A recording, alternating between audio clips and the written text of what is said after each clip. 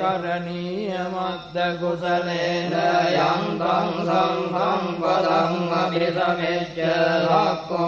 जोजसोजो च सुवजोजस्य मुदु अनतिमानि सन्तुष्टको च सुभरो च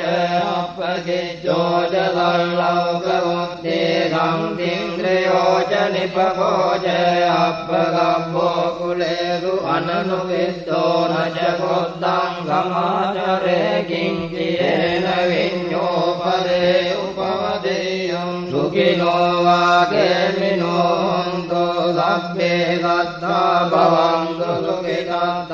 ये केचिपानभूतस्ते तथा वातावरावा अनवदेशादिगावाये महांसावा मज्जिमारसकानुकतोलादिष्टावायेव अद्दिष्टाये च दूरे वसन्ति अविदूरे भूतावा सम्भवेदिवा सभ्ये सद्धा भवन्तु सुखिनः न परो परं निगुह्येत नादिमन्येत कथचिनं पञ्चेभ्यारोचनापटिगसंज्ञानान्यमन्यस्य दुःखमित्येय मातायतानियं बुद्धं आयुधायेत बुद्धमनुरक्येवं विलब्धभूतेनो मानसं भावये अपरिमाणं मित्तं च लब्धलोकस्मिन् मानसं भावये अपरिमाणं मुद्धं अतो च धियं च असम्बादम् अवेरम् असपद्धं दिष्टं चरं निधिं नो वादयानो आयावतस्य विगतमिद्धो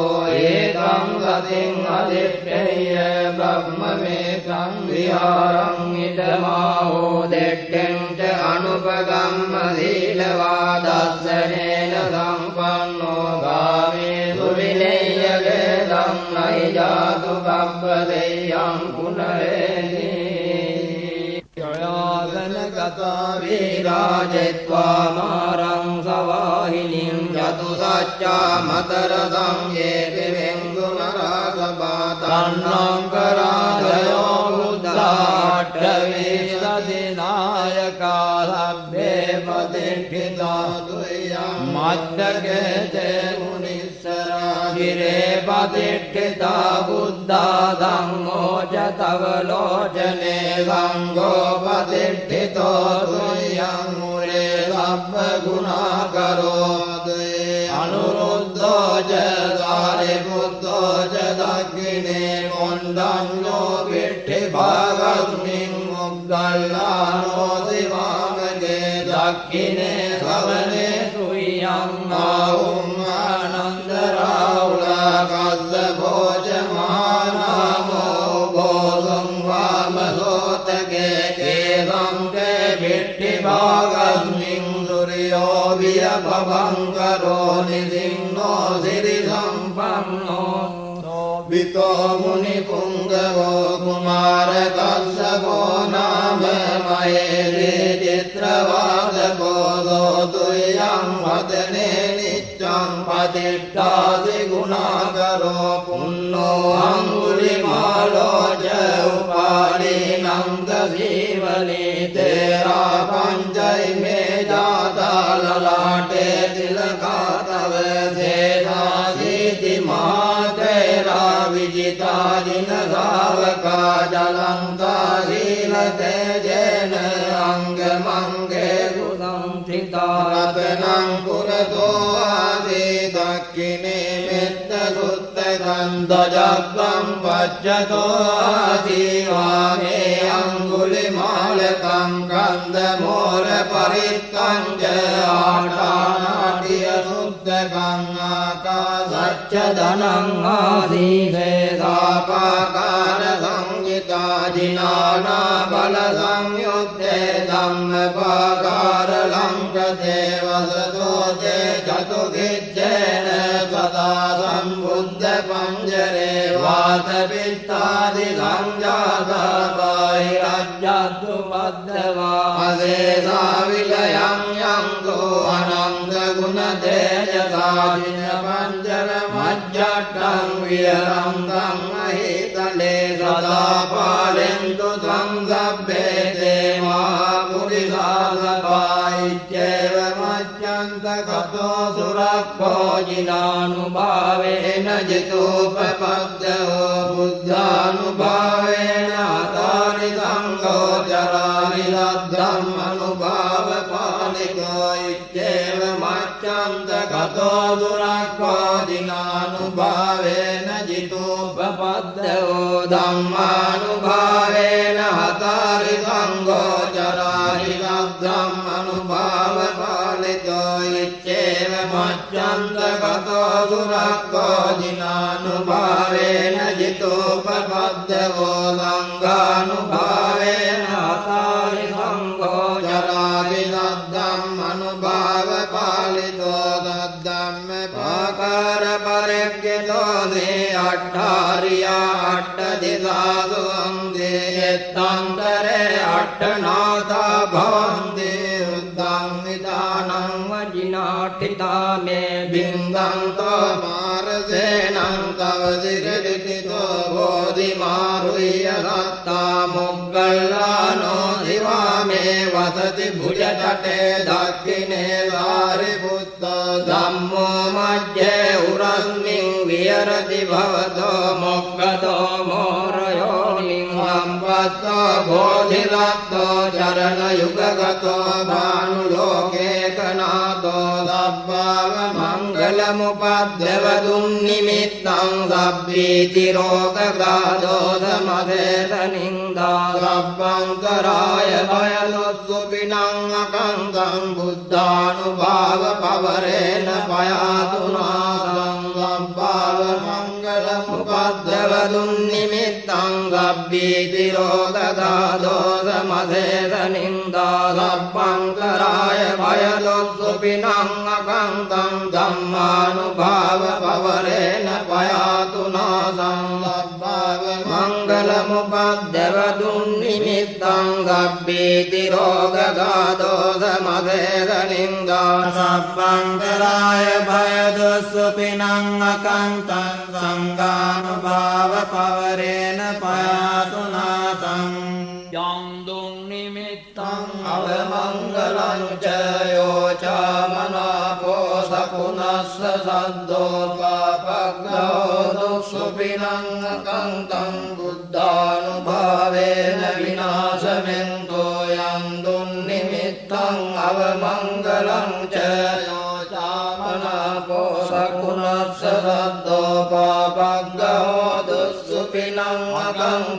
ධම්මානුභාවේන විනාශමෙන්තෝ යං දුන් නිමිත්තං අවමංගලං ච යෝචාමනාපෝ සකුණස්ස සද්දෝ පාපග්ගෝ දුස්සුපිනං අකංතං රංගානුභාවේන විනාශමෙන්තෝ දුක්ඛප්පත්තාච නිදුක්ඛා භයප්පත්තාච නිබ්බයා ශෝකප්පත්තාච නිස්සෝකා හොන්තු සබ්බේපි පානිනෝ සම්පේසු චක්කවාලේසු යක්ඛා දේවාච බ්‍රහ්මනෝ යං අම්මේ කතං පුඤ්ඤං සබ්බ සම්පත්ති සාධකං සබ්බේතං අනුමෝදිत्वा සමග්ග ශාසනේන තාපමාදරයිතා හුන්තෝ ආරක්ඛාසු විශේෂතෝ ශාසනස්ස ච ලෝකස්ස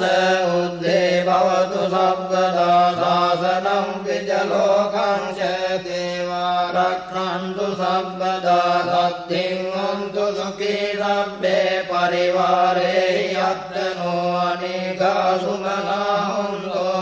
සබ්බේ ඥාතිභී රාජතෝ වා චෝරතෝ වා මනුස්සතෝ වා මනුස්සතෝ වා අග්ගිතෝ වා උදකතෝ වා පිසාචතෝ වා කානුකතෝ වා කණ්ඨකතෝ වා නක්ඛත්තතෝ වා ජනපද රෝගතෝ වා සද්දම්මතෝ वा असंदिष्टितो वा असत्पुरिसतो वा चण्डहस्तिहस्तमिघगोन कुक्कुर ऐविच्यकमणिसप्पदीपी राज्यधराज्यधूकरमैदयक्करक्कसाधी नानाभयतो वा नानारोगतो वा नाना उपद्रवतो वा आरक्षन् कन्नं दोवित्तावता च अम्मेहि सम्पदं पुण्यसम्पदं लभ्ये देवा अनुमोदन्तो सर्वसम्पत्तिसिद्धिया दानं ददन्तु शब्दाय श्रियं रक्षन्तु सर्वदा भावनाविरता हन्तो गच्छन्तु देवतागता लभ्ये बुद्धा बलपत्ता पच्चेकानं च यं बलम् अरहन्तामं च तेजेन रत्नं बन्धामि सर्वतो लभ्ये बुद्धा बलपत्ता पच्चेकानं च यं बलम् अरहन्तानं च तेजेन रत्नं बन्धामि सर्वतो लभ्ये बुद्धा बलपत्ता पच्चेकानं च यं बलम् अरहन्तानं च तेजेन रत्नं बन्धामि सर्वतो नागादट्टा च बुम्मट्टा देवानागामहिद्धिका पुण्यन्तं अनुमोदित्वा चिरं रक्षन्तु लोकशासनम् भूतानि समागतानि बुम्मानि वायानि वहङ्कलिके सब्बेव भूता सुमना भवन्तु अतोऽपि भक्तश्च शृण्वन्तु भाषितं तस्मात् भूतानि सामेत सभ्ये मित्रं करोत मानुषीयापजाय दिवा च रक्तो च तस्मायिने रक्षत अपनत्तायं किञ्चित्तं इदवापुरं वा भाग्ये सुवायं रत्नं पनीतं ननो समं भक्ति तथागतेन इदं विबुद्धे रत्नं पनीतं एतेन सत्येन सुवाच्ययोतो भयं विरागं अमृतं पनीतं यदज्जगागक्यमुनिसमाहितो न तेन धम्मेन धमत्ति किञ्चिदम्पितं मे रत्नं पनीतं एतेन वाच्येन सुवर्तियोतो यं बुद्धदृष्टो परिवर्णये लिङ्गमादिमानं तरिकन्यमाहो समाधिना तेन समो न इदं मे रत्नं पनीतं एतेन सत्येन सुवर्तियोतो ये पुग्गला अट्टशतं प्रसत्त्वा चत्वारि एतानि युगानि हन्ति ते दक्षिणेया सुगतस्य शावकाये ते सुदिन्नानि महत्फलानि तम्पि सङ्गे रत्नं पनीतं एतेन सत्येन सुवर्तियोतो ये दुःखयुक्ता मनसा गल्लेन निक्कामिनो गौतमशासनं नीते पत्तिपत्ता अमृतं विगाह्य लब्धा मुदा निभृतिं भुञ्जमाना इदम्पि सङ्गे रत्नं पनीतं एतेन सत्येन सुवर्तियोतो यतिन्दकीलो पटलिङ्गितो दिया चतुर्विवाते विहसम्पकम्पियो ततोपमं सत्पुरुषं वदामि यो अर्यसत्यानि अवेत्य पश्यति इदम्पि सङ्गे रत्नं पनीतं एतेन सत्येन सुवर्तियोतो ये अर्यसत्यानि विभावयन्ति गम्भीरपण्येन सुदेशितानि किञ्चापि ते वन्दिपुषत्कमर्कणते भवन्नट्टमङ्गादियन्ति इदम्पि सङ्गे रत्नं पनीतं एतेन सत्येन सुवर्तियोतो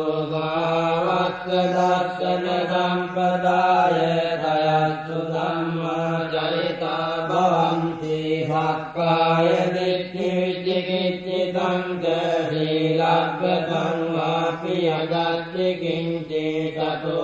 ตาเยเจวิปมุตโตจะจามิตานานิยบัพโภคาตุงหิตัมปิตังเกรัตนังปณิตังเอเตนะสัจเจนะสุวัตติโหตุกิงจาปิโลกัมมังคโรติปาปกังกายเนวาจาอุจเจตสาวาบัพโพโสตัสสะปฏิจจาตายะบัพปตาติเขปตัสสะรุตตายจัมปิตังเกรัตนังปณิตังเอเตนะสัจเจนะสุวัตติโหตุอนัปปกุมเมยตาปุสิตักเกนิมมานวาเทปัตตมังมิงกิมเมตตุปมังธัมมวรังอเทไสนิพพานกามิงปรมังนิกาเยอิดัมปิบุตเตรัตนังปณิตังเอเตนะสัจเจนะสุวัตติโหตุ